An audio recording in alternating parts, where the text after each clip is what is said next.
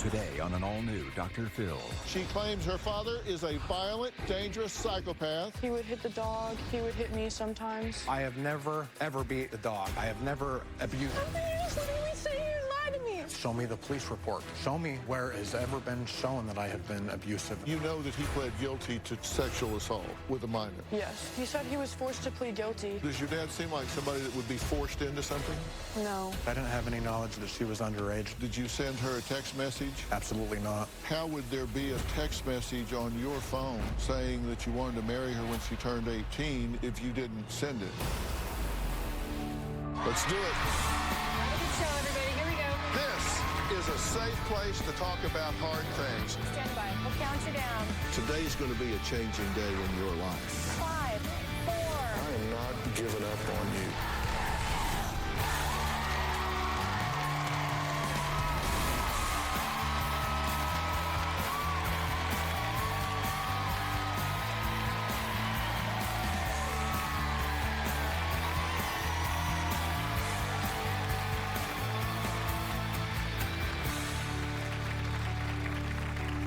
Today's show is a tough one. 18-year-old McKinley says that 5 years ago, she decided that she never, ever wanted to see or speak to her father, Cory, again. She claims her father is a violent, dangerous psychopath who physically abused her, her mother, and her little sister throughout her childhood. But what McKinley says really pushed her over the edge was when she learned that in 2010, Cory went to jail for 150 days for 2 counts of sexual battery of a minor. Now, Cory is adamant he never abused anyone ever. He says he and McKinley had a wonderful relationship until she, and I quote, out of the blue, refused to see him. McKinley says the main reason she's here today is to bring national attention to the issue so she can protect her younger siblings who are still in her father's home. Take a look. My dad is physically abusive and violent. My dad is really charming and sweet at first, but then once you get to know him, he's scary. He's very manipulative. He might be a psychopath / a pedophile. My friend told me my dad was arrested for having sex with underage girls. It made me really uncomfortable to be around him after that.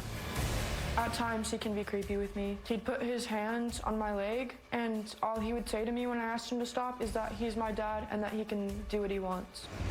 McKinley, where are we at? Growing up, he would frequently hit my mom. He would scream at us, he would throw things, and he would punch holes in the walls.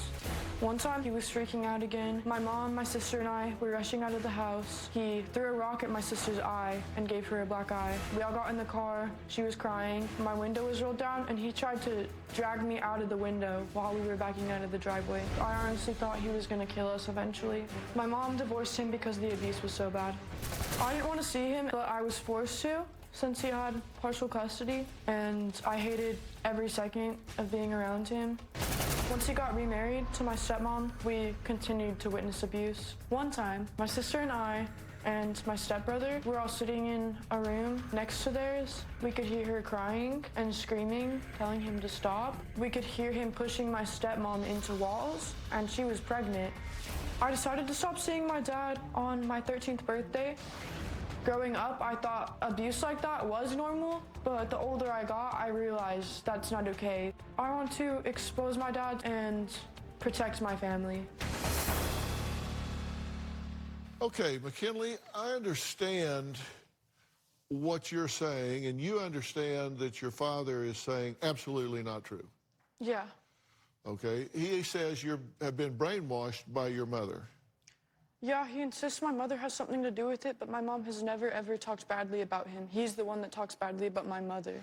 But she's not gotten you to the side and said, okay, you don't want to go spend visitation with your father when you were 13. You don't want to spend time with him. He's a bad guy. You know what parental alienation is. Yes. When I chose not to see my father, she would actually ground me and take my phone for the weekends, because she had to punish me because I was supposed to be seeing him. Okay, so she encouraged you to do it. Yes. Okay, and you say that this is a decision you made on your own, and you did this because of why? You've witnessed things, you've learned things. Why? Why all of a sudden, or is it all of a sudden, that 5 years ago you said, I don't want to see him anymore? Well, it all started when I was little. He was always abusive to me and my mother, and it was really scary for me to be around him ever since I was a younger kid. But he always said he would change and he was going to do better, but he progressively got worse over the years. Okay, define abusive. When you say he was always abusive, what do you mean? He would scream at us, he would hit the dog, he would hit my mom, he would throw things at us, he would hit me sometimes.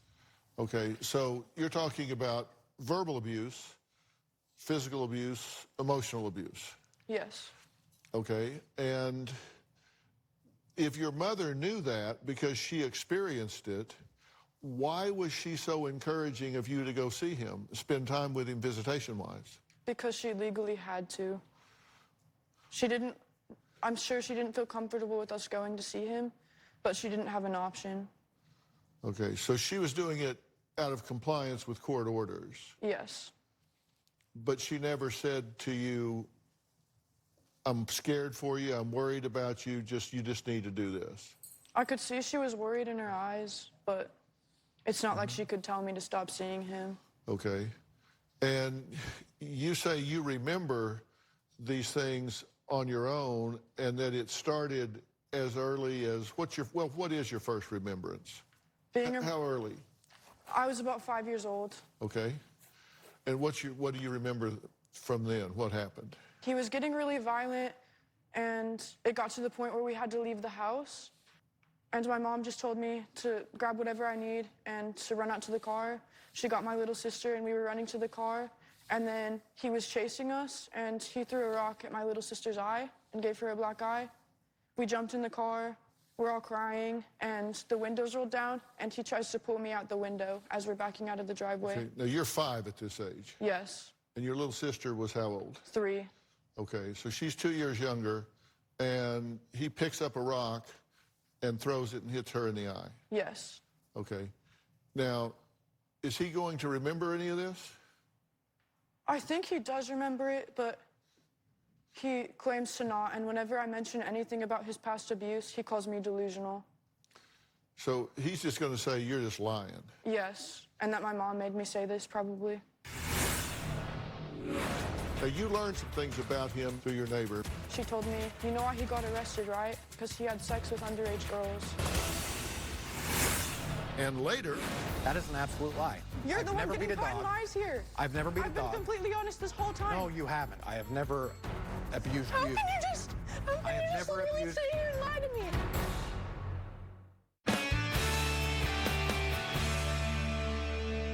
Now, you learned some things about him that occurred in 2010 on the internet, correct? I learned from my neighbor. Through your neighbor. And what did they show you?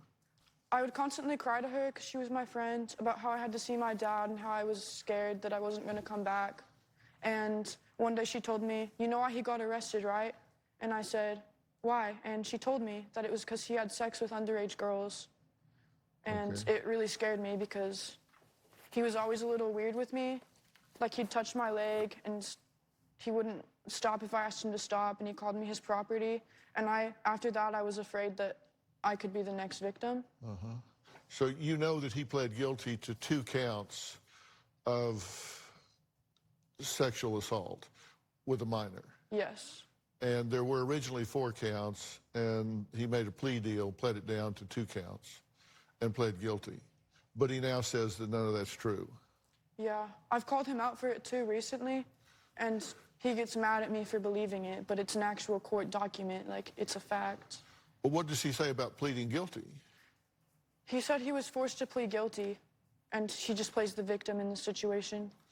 Well, does your dad seem like somebody that would be forced into something? No. Okay. And so what is it you want? You're here today. You haven't had a relationship with him in 5 years.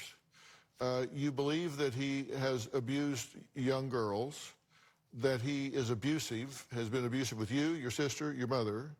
You believe he's still abusive today. So what do you want? I want him to realize that he is not the victim in the situation and to possibly get help. And I want to try to protect my little siblings from being around him and help the situation a little bit. So who is still has visitation with him? My sister sees him occasionally, not as much anymore because he moved far away, but my half-sister is with him full-time, and my stepbrother is with him a lot of the time. And they are how old? The stepsister and brother? She's probably about 7, and he's probably about 10. I'm not quite sure. I haven't seen them in a while. But they're young. They're young. And so you're worried about them. You don't want them to go through what you went through. Exactly. Okay. And you're afraid that he could be inappropriate in some way beyond just being abusive. Yeah. Is there any hope in restoring a relationship with him? If he can get some serious help and actually take accountability for his actions, then maybe. Definitely not a close one. You've thought this through, you've talked about this, and you're okay with confronting him and talking about this today because I'm here to mediate this, right? Yes. Like you don't want to go have lunch with him, but Yeah. you're okay to do this because I'm here for this today. And because I wouldn't bring him out here and have you around him if you're not okay with that, haven't thought through it, and I have your permission to bring him out here. Yeah. So you're good with that? Yes, I am. Okay. All right, now Cory says his daughter McKinley is disrespectful, hateful, and dishonest. He says that he has never abused anyone, and he believes that his daughter may have misinterpreted events due to her being a brainwashed teenager with cognitive thinking errors. I'm not sure what he means by that, but I'm going to give him a chance to tell us. There are two sides to every story. We're going to meet Cory after the break, and we're going to let him tell us what his version of this history is. We'll be right back.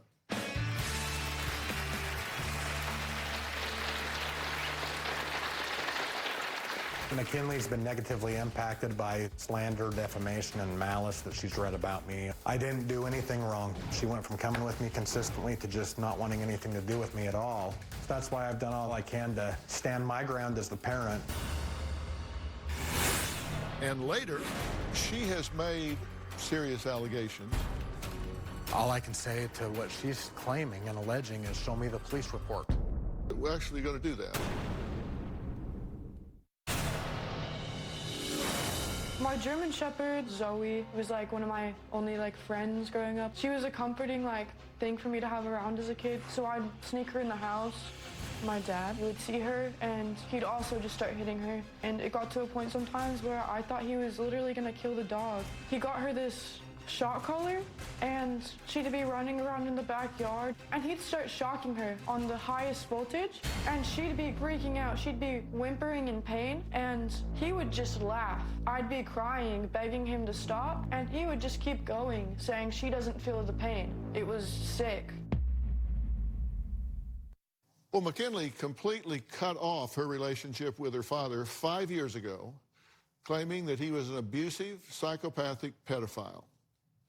But Cory says until 5 years ago, he and his daughter had a wonderful relationship.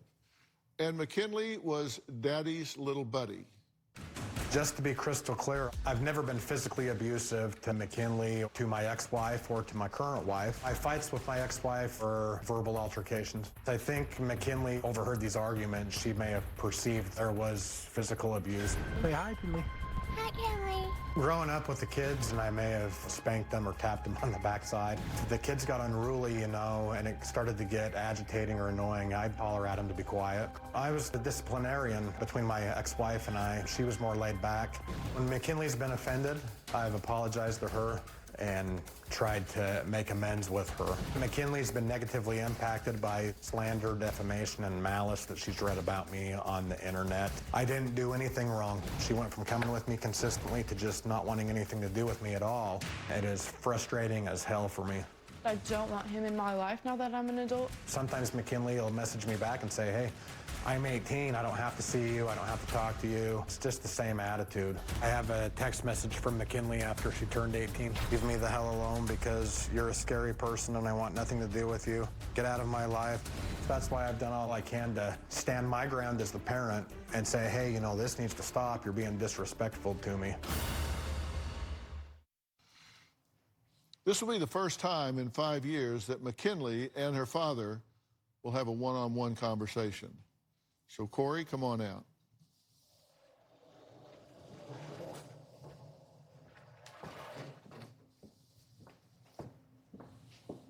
Cory, good to meet you. Have a seat. Thank you, Dr. Phil. We have to maintain our distance here. Yes, sir. Cory, I'm glad you wrote in, and you're concerned about the lack of relationship with your daughter McKinley at this point. And this is the first time in 5 years that you guys have been one-on-one like this, right? Yes, Dr. Phil. So have you seen her?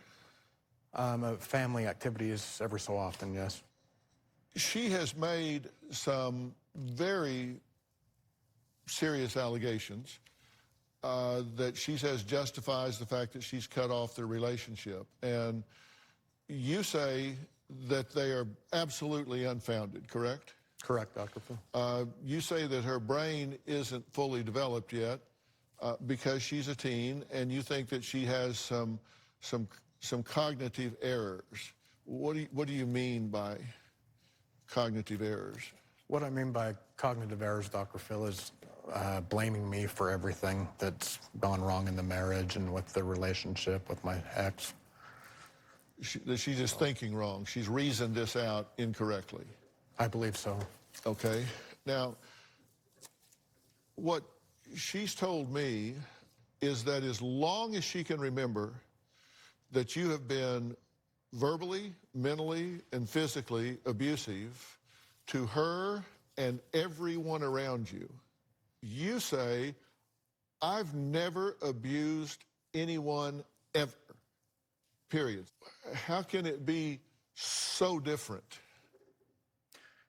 Well, Dr. Phil, as a military veteran, I do have PTSD. And I do admit that I did get verbally angry more often than I probably should have, looking back on it at this point in time. But I have never physically abused a dog. I've never physically abused my ex. I've never laid a hand inappropriately in an abusive manner on my oldest daughter, McKinley, or on her sister, or on my stepson I have now, or my current 6-year-old daughter I've got with my current wife. All I can say to what she's claiming and alleging is, show me the police report. Show me where it has ever been shown that I have been abusive in this way. Well, we're actually going to do that. You say McKinley has cognitive errors, that she's not thinking right. Does everybody have cognitive errors? And later... You were obviously guilty. Why did you come on Dr. Phil just to lie? I didn't come on Dr. Phil. You need some serious help?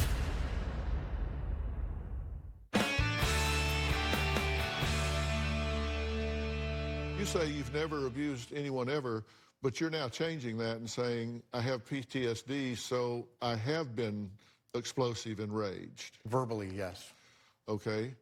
Because you said, I've never abused anyone ever, but there is a plethora of evidence to the contrary, and I'll let you respond to it, because according to McKinley, you began physically, verbally abusing me at 3 to 4 years old and frequently abused my mother, and that is, we have talked to your ex-wife, her mother, and she corroborates that. Now, according to your current wife, this is who you're married to now, she says, while pregnant, Cory put his hands around my neck and forced me into the wall.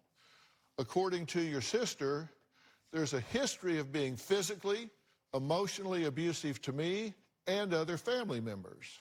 According to your ex-wife, she says that he hit me, choked me, threw heavy objects at me, threw rocks at the daughter's head, abused the dog, and withheld food from McKinley. So we have 1, 2, 3, 4 people that all report a consistent history, and you say McKinley has cognitive errors, that she's not thinking right. Does everybody have cognitive errors? I don't believe everybody's got cognitive errors, but I vehemently and adamantly have never abused physically anyone. I did get in an argument with my current wife back in 2015. We'd only been married about a year, and McKinley and her sister were over at our house, and I'd never grabbed my current wife around the neck. What had happened is she was verbally being abusive to me with me in the closet, wouldn't let me out of the closet, so I put my arm up like this to move her out of the way since she was unlawfully detaining me in the closet so I could get her to move so I could get out. So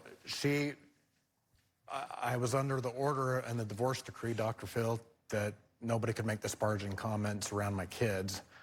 My current wife was making disparaging comments about my ex-wife. You were the one talking on her. In front of my kids. And so I got my kids out of the apartment, and my ex-wife ended up calling the police department on me, and nothing came of that. Well, here's what your current wife says, not what Cory wants me to tell you guys. He swears around all of his kids, constantly being negative or saying inappropriate things. There's been a few times when he was abusive towards me. While pregnant, Cory put his hands around my neck, forced me into the wall. He's never held a gun to my head, but has threatened to. I've never seen Cory do anything sexually inappropriate with kids. Again, that goes back to what I was just talking about. I never put my hands around her neck. It's an unlawful detainment to keep me in my closet and be verbally abusive to me, and I have every right to move somebody out of the way under Utah law to get them to move so I can get out of the situation. Yeah. Well, this is who you told us to call for a character witness to give us the truth, and she says she did clear a few things up. You've never held a gun to her head, but you threatened to. No, I've never threatened to. I'm really wondering if you do have PTSD, and I'm really sorry if that's true, if you don't really remember everything that others remember. Well, we have to take a break. Cory says he was convicted in 2010 for sexual battery of a minor, but that it is based on total lies. Now, he pled guilty, but he says it's based on total lies. He says he sympathizes with men like Brett Kavanaugh, and he knows firsthand how false accusations can destroy your entire life. We'll talk about that after the break.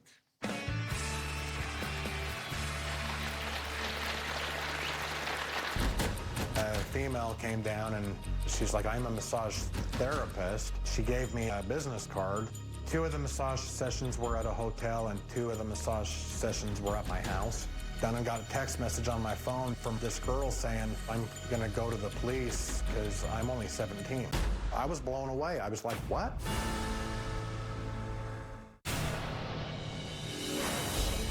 When I found out he was arrested for getting with underage girls, that just made me so much more scared of him. I've called him out for it, and he says they tricked him.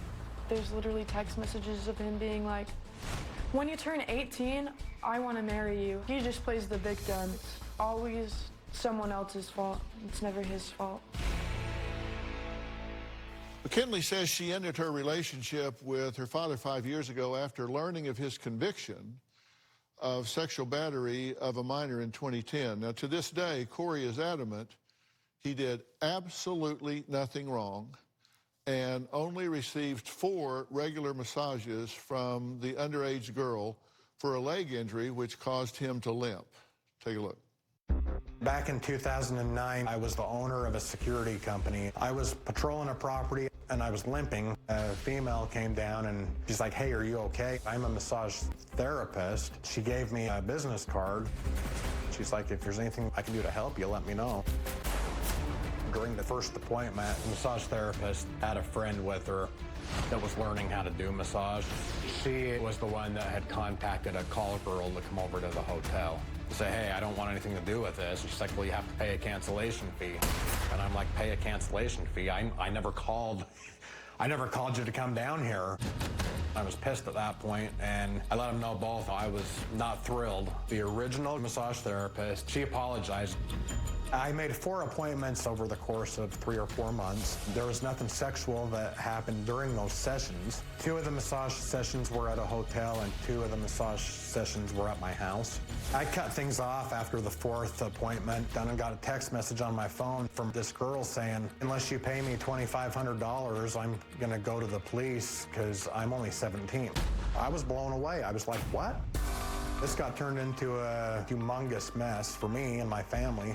I never had a chance to offer my story to the police. The best offer that I was given was to take a plea deal to a Class A misdemeanor. This whole mess of slander and defamation has ruined my career. When I decided to run for Congress last year, I got a lot of flack on Facebook accusing me of being a pedophile, a sex offender. During the Kavanaugh confirmation hearings, I was in tears and heartbroken, because I've been in that position before. I ended up pleading to something I didn't do. I didn't do anything wrong. What was the impact on you when you learned about this? I was really disappointed and sad and scared that I had to continue to be around someone who has done things like that. You maintain that you did absolutely nothing wrong. That's correct. I didn't have any knowledge that she was underage, Dr. Phil. So you said the girl approached you and asked if you wanted a massage. And what I'm trying to figure out, and you've watched this before, you probably know that I'm trained as a forensic psychologist, and I've worked in the court systems for many years and founded a trial science firm and have devoted a lot of my career to deception detection and to getting to the truth in matters. And it's been my experience that people that aren't guilty don't usually say they are. You Correct. did plead guilty. I did. Right, you just pled guilty. And according to the courts, you approached the minor and told him you needed a massage. And according to the police report, the minor stated that they went for a ride-along with you, and at some point you mentioned something about getting a massage. Did they ever go on a ride-along with you? No, I never had him in my vehicle. So the court's wrong and the police report's wrong. But that was in the record. Correct. And you say you didn't know that the girl was underage. No, not at that point in time. Absolutely not. But in the court record, on findings of facts, was on number 5 that you sent a text message to this young woman on her cell phone telling her that you had dreams about her and that you wanted to marry her when she turned 18, and that text message was part of the court record. Did you send her a text message? I don't remember if I sent a text message or not. Well, it was a part of the court record. So you didn't send it, or you don't remember sending it? I don't remember sending the text message. And do you remember wanting to marry her when she turned 18? No, I don't. Absolutely not. How would there be a text message on your phone saying that you wanted to marry her when she turned 18 if you didn't send it? And wouldn't that contradict the fact that you didn't know she was 17? I didn't know that she was 17 until I talked to my attorney. Well, according to this text message that are in the findings of fact, you sent a text message saying that you had dreams about her and wanting to marry her when she turned 18. That's an allegation that I don't remember. The text messages shows that you know she's a minor. How are you literally playing the victim right now? Like, you are obviously guilty. Why did you come on Dr. Phil just to lie? I didn't come on Dr. Phil You to need lie. some serious help, and you're not even taking it or being honest or taking any accountability, and you're playing the victim. They've got to look at the whole police report, what was alleged, what the terms of the plea deal were. I read the whole police report. You are obviously guilty. I wasn't guilty. You raped her. No, I didn't. You raped an underage girl. I didn't rape anybody. And you're playing the victim. It's in the police report. What is wrong with you? I didn't rape How do you anybody. do that? In the police report, it says, quote, Cory called an escort who then gave him a sex act while minors watched. That's what the allegation is. You said, did I read the police report? I did, and that's what it said.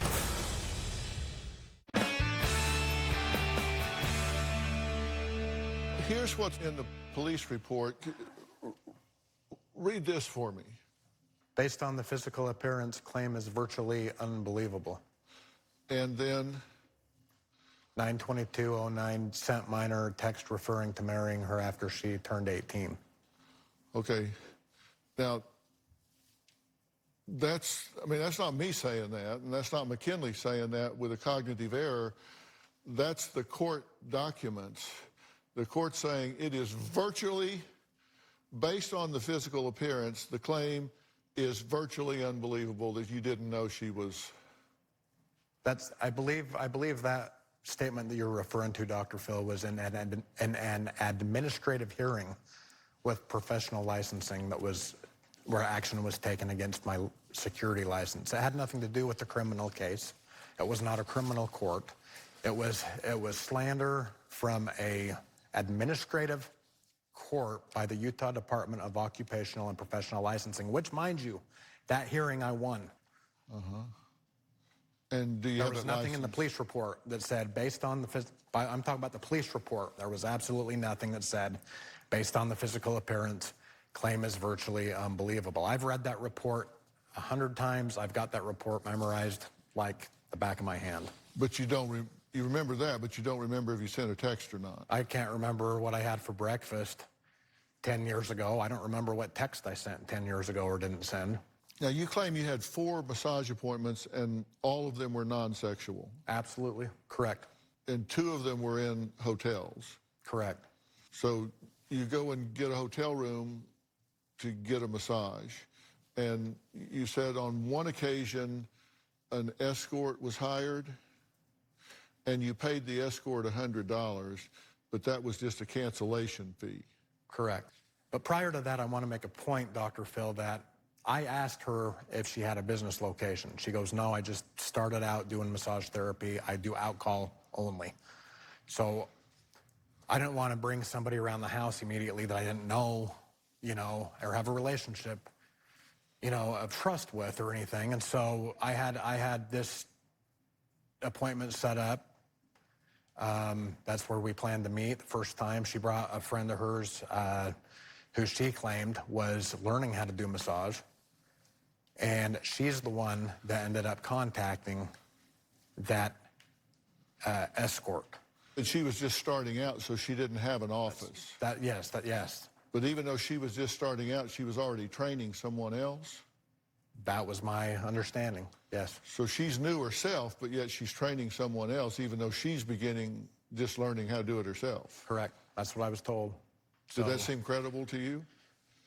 No. I'm so new, I don't have a place, but yet I'm training an apprentice? No, that wasn't credible at all. And in fact, that's why I cut things off completely with that other female.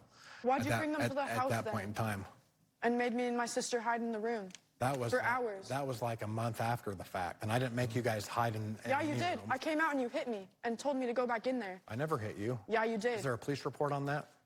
You know how hard that is to prove when I'm 5 years old? Not once in Mom's divorce filing with me was there ever abuse mentioned once. Who abused me my whole life? Who gave me PTSD? I never abused you. Who I never electrocuted abused the dog in front of me and laughed at it? The dog had been trained by a trainer who gave me the suggestion to use a shock collar. You shocked her and laughed. Hey, I didn't shock her. You mocked her while she was whimpering and No, I didn't. I saw you beat the out of her. That's an absolute lie. Right in front of me. That is an absolute lie. I didn't. You're I've the one never beat giving a dog. lies here. I've never beat a dog. I've been completely honest this whole time. No, you haven't. You were delusional I have then. never beat a dog. I have never abused How you. can you just? How I can have you just never literally abused. sit here I and lie have to me? never abused McKinley. You want to just ruin your relationship with me No. for forever? Just one last thing. Can you describe the massage table that she used? The massage table that she used was just on a regular bed. I'd never had a massage before. I didn't know that they used massage tables. You just got a hotel room, motel room, whatever, got in bed, and she did whatever she did. Correct. And can I make one more point, Dr. Phil, to this? The alleged call girl that came was never interviewed by law enforcement. Plus, I was extorted by this individual, and I didn't know what the heck she wanted. So she tries to extort me for $2,500. That's a B misdemeanor in the state of Utah. Were there charges on that filed? Absolutely not. Biased and an investigation, investigative misconduct. To a T. Well, massage therapist's friend called up an escort from the hotel lobby, and you had to pay a $100 cancellation fee to the escort. Correct. And according to the courts, you called an escort that performed a sex act on you in the presence of the minors. But the one thing that both agree with is that you paid an escort $100. Yeah, because she refused to leave and explained to me that they had a cancellation fee, and I was like, what? In the police report, it says, quote, Cory called an escort who then gave him a sex act while minors watched. That's what the police report said. That's what the allegation is. They never checked This is what the police report said. Well, yeah, but they never... You said, did I read the police report? I did, and that's what it said. They called from the hotel phone, which I was pissed when that knock came on the door, and it was some call girl, sleazy call girl, and then I'm like, hey, I didn't call you. What are you doing here? Leave. And she says, well, it's going to be a $100 cancellation fee, and I'm not leaving until then. I don't want any other drama going on with all this whole thing. So, yeah, I had to pay a $100 cancellation fee. Well, we do have to take a break. Cory ran for Congress in the state of Utah last year before dropping out on Super Tuesday. He says when the press reported what he considers to be his bogus conviction, it undoubtedly hurt his election chances. We'll talk about that after the break.